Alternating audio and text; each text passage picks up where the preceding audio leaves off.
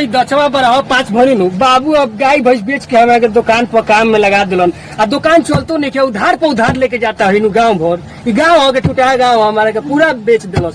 एगो भरोकना के लइका 5000 के हमारे सामान ले आज काल करत अभी ले आइल ना आवत तो बड़ा मार मारन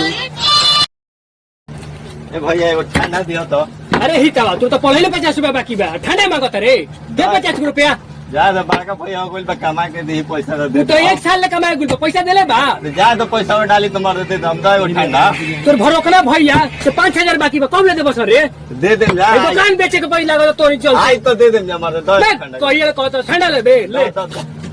दे दे जा को बोला दो न 50 ला दो फ्रूटिए दे दो हित 50 ला फ्रूटी पियाला बता घर के ले जो अपन पैसा दे दी अपन भरोकना भैया कहिए ठीक बा पैसा दे देबे बबुआ देतनी फिर पैसा दे दी ली हो अब हमार के हागी लगले